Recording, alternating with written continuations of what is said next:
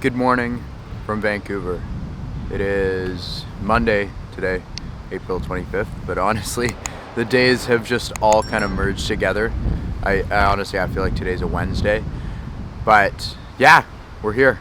I'm not with Alessa right now. Alessa is staying somewhere else, but we're joining together this afternoon just to do some work. But I figured now was probably a great time to talk about what we're doing this summer, to talk about why we're doing it, to talk about who we are as a company and what our goals are. So Alessa and myself are co-founders of Algi.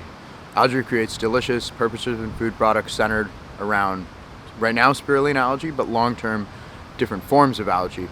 Right now, we just have one product, which we released in September of 2021. It's called the Impact Bar.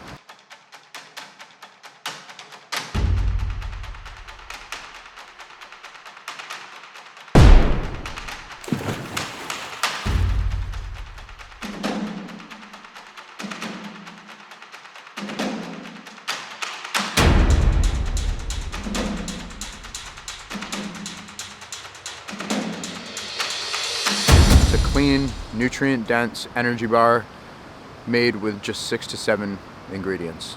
The reason we're doing this as a company, just backtracking a little bit, is because we're pretty dissatisfied with the way the food industry is moving. And we think that we need more goodness, but also more sustainable goodness in our diets.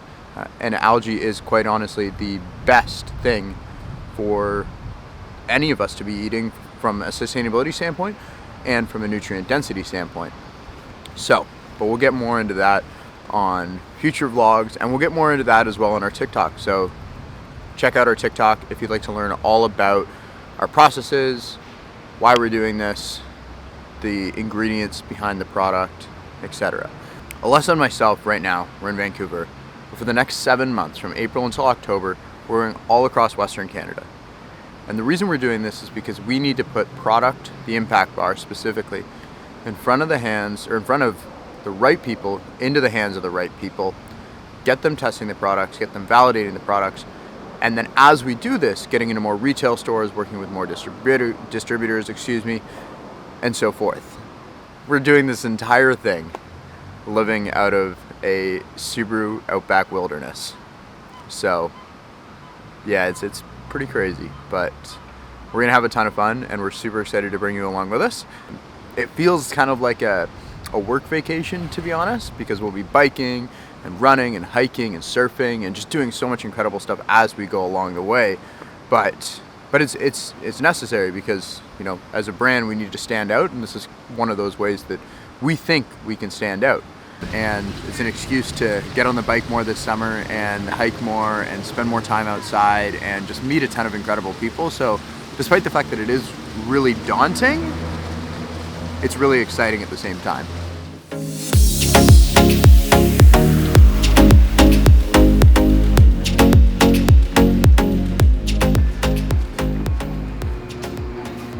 So, Alessa, how many do you think you've done? 2,000. More than that. 2,400. Tonight? Yeah. No, we've done 3 boxes now. Right? Yeah, so it's about 36. 4,500. Once we're finished, this is 4,500. Do I want to die? Yes. Yes. Essentially, how this whole process works is, first of all, the reason we're in here is because we realized it would be way too expensive to just give out full samples when we're on the road, at trade shows, at events, etc. So we decided to cut all of our samples into quarters, but our production facility can't cut them and then repackage them for us. So here we are, cutting them into quarters first, then putting them in this silver foil packaging, and then heat pressing them, and then finally putting stickers on them so people know where they came from, algae. But this whole process is way too time consuming and honestly just exhausting. This is our 3rd night in the past 7 days where we've been in the kitchen. The first 2 nights we were here from like 3 p.m. to 4 a.m. But we got it done. Not anywhere near 40,000, but we got some of them done. We got about 15,000 done, and that's going to get us through, we hope, the next 6 weeks, because, and we really hope it does, because we don't have any room to transport them back. But yeah, we spent a ton of time in the kitchen, and that really sucked, especially having to go to a day job after that, you know, because we both like our sleep.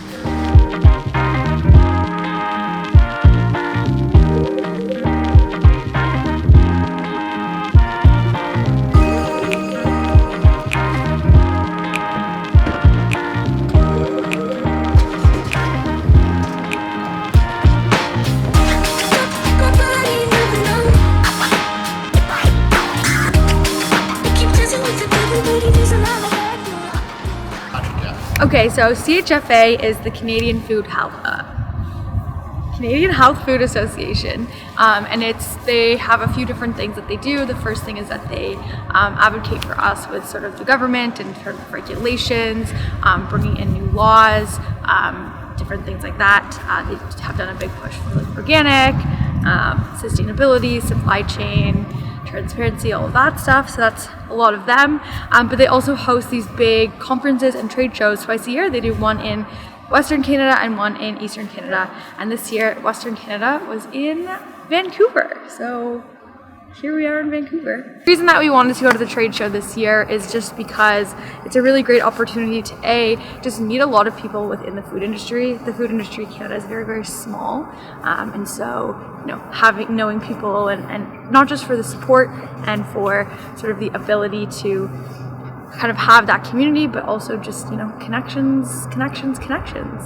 So we wanted to go and just sort of meet people that we've kind of met online and met in different programs that we've been doing and haven't been able to meet in person.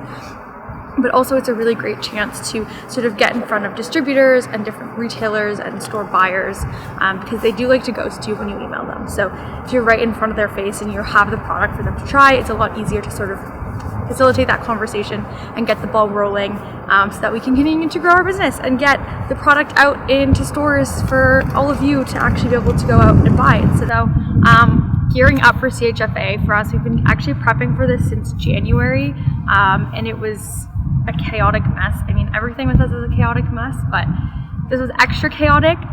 Devin walked the floor once a few years ago. I've never been, so we didn't even know how to build a booth, what we needed to bring, what was expected, sort of what's the norm, how do we take the advantage and make the most out of this opportunity. It was just a complete shit show the entire time. So that was fun. So a lot of prep and just kind of calling people, reaching out to people on LinkedIn and being like, hey, can you help me? There's also a very similar event in the US that took place about a month ago. So we really just scoured LinkedIn posts and Instagram posts from different companies who are attending to try to get ideas of like, what should our booth look like? What do we need at our booth? What seems to work best and what doesn't? So what are you most excited for the summer? And is anything like really worrying you right now about this crazy trip? The thing I'm most worried about is the marathon next weekend. If I'm being honest, that is taking up a lot of brain capacity right now. We're running a half marathon next weekend, and I have not run more than 10K ever, so I somehow need to double that on race day. That's great. Beyond that, I don't think I'm going to sleep for the next 7 months, so what about excitement? What are you excited about? What I'm excited about? I'm just so excited to get out. I have never really been to Western Canada because I'm from Eastern Canada, or not Eastern, Central Canada, I'm from Ontario. So I'm really excited to come to all of these really cool places. Like being in Vancouver, I've never been to Vancouver before, going up to Squamish, going to the island, doing interior BC, getting to experience Stampede. So just the really road trip aspect in the summer, I think it's gonna be really fun. I'm really excited for it. Do all these things that are on my bucket list that I want to check off. I am worried we're not going to get any work done because we're going to be having too much fun, but figure it out.